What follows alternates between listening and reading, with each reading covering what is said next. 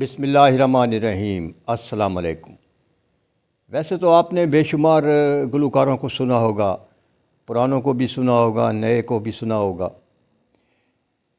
لیکن آج میں ایک ایسے گلوکار کا ذکر کرنے جا رہا ہوں جس کی آواز مجھے بچپن میں پسند نہیں تھی۔ میری سمجھ میں نہیں آتا تھا کہ لوگ اس کو کیوں سنتے ہیں، لیکن بعد میں اس گلوکار کے جوہر کھلے جب میں بچپن کی حدود سے نکل کر نوجوانی کی حدود میں داخل ہوا تو مجھے پتہ چلا کہ یہ گلوکار کتنا خوبصورت گلا رکھتا ہے۔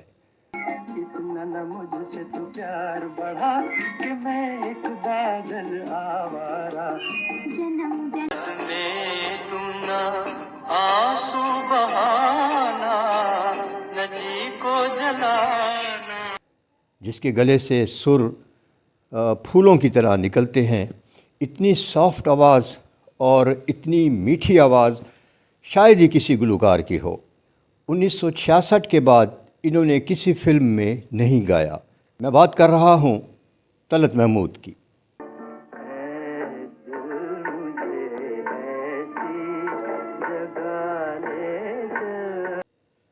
طلعت محمود ایک ایسے گلوکار تھے جنہوں نے 13 فلموں میں ہیرو کا کردار ادا کیا، کیونکہ یہ جتنے ہی گلوکاری کے شوقین تھے اتنے ہی یہ اداکاری کے شوقین بھی تھے، لیکن بدقسمتی سے ان کی 1-2 فلموں کے علاوہ کوئی بھی فلم نہیں چل سکی۔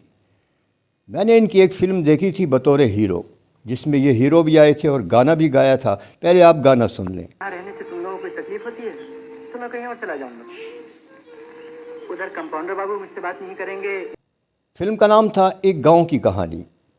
اس میں انہوں نے ایک گاؤں کے ایک ڈاکٹر کا کردار ادا کیا تھا جو شہر سے آتا ہے اور گاؤں کی ایک خوبصورت لڑکی کو دل دے بیٹھتا ہے۔ یہی کہانی تھی، بہت خوبصورت فلم تھی۔ فلم واجبی سی کامیاب ہوئی لیکن مجھے بہت پسند آئی۔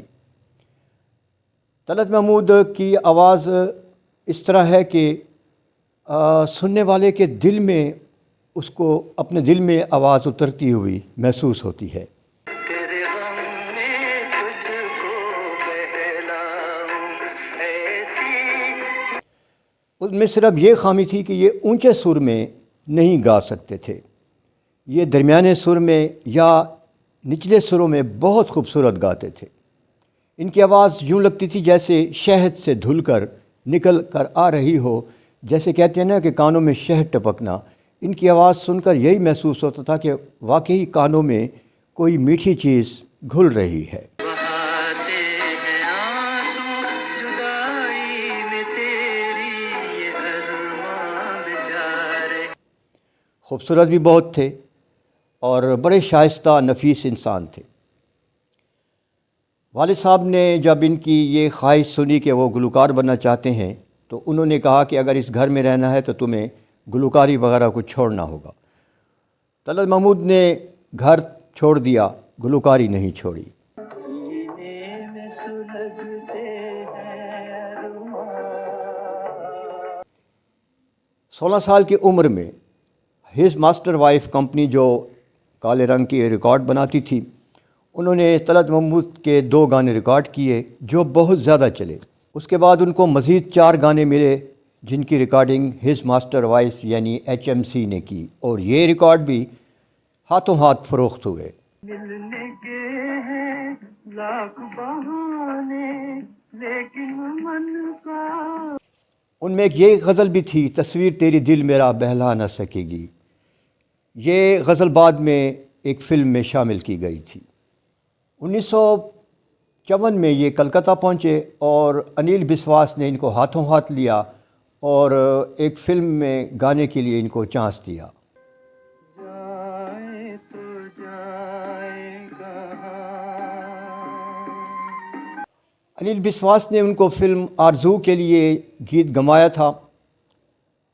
اداکار تھے دلیپ کمار، اور دلیپ کمار کی شخصیت پر اس گلوکار کی آواز نے بہت زیادہ خوبصورت تاثر چھوڑا تھا۔ گو کہ بعد میں دلیپ کمار کے لیے پلے بیک سنگنگ رفیع کرتے رہے، لیکن آرزو فلم کا یہ گانا بہت زیادہ سنا گیا۔ میں نے اپنی نوجوانی میں بھی سنا اور آج بھی یہ کبھی کبھی لوگ یوٹیوب پر یقیناً سرچ کرتے ہوں گے۔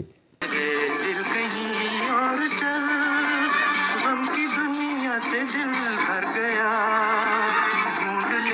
بہت خوبصورت موسیقی، اتنی ہی خوبصورت شاعری، اور ان سب سے بڑھ کر طلعت محمود کی خوبصورت آواز۔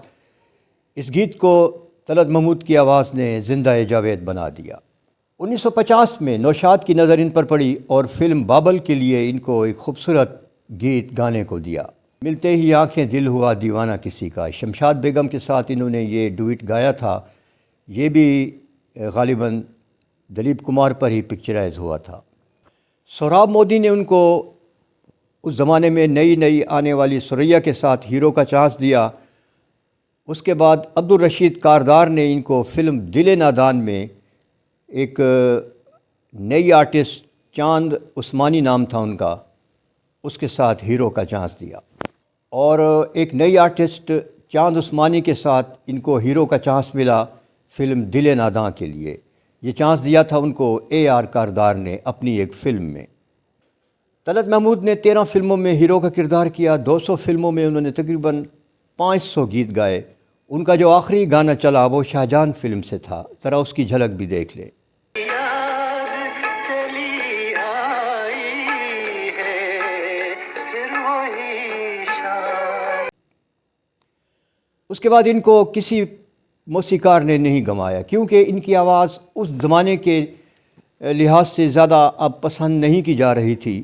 رفیع آ گئے تھے، منا ڈے اپنی جگہ بنا چکے تھے، لوگ ان کو زیادہ سنتے تھے، لیکن طلعت محمود نے غیر فلمی گانے جاری رکھے اور ان کے گانے سننے والوں کی ایک کثیر تعداد ان کو سننا چاہتی تھی۔ انہوں نے ریڈیو پر بھی گایا، اپنے ریکارڈ بھی ان کے ہاتھوں ہاتھ فروخت ہوئے، اور باہر کے ملکوں میں بھی ان کو بلایا جاتا تھا۔ باہر جو رہتے تھے اردو سننے والے، ہندی سننے والے، وہ ان کو دعوت دیتے تھے اور محفلوں میں یہ گاتے تھے، لہٰذا ان کے گانے کا شوق بھی پورا ہوتا رہا۔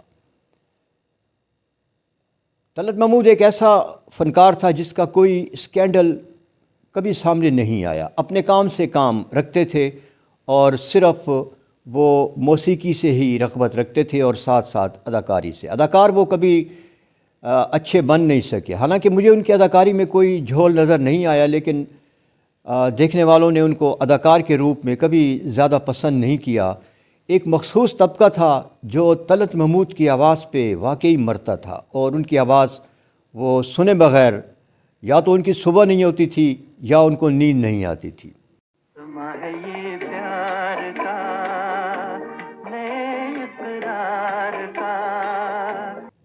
انڈین فلم انڈسٹری کا یہ دمکتا ہوا ستارہ 9 مئی 1998 کو انتقال کر گیا۔ یہ تھا احوال آج طلعت محمود کا۔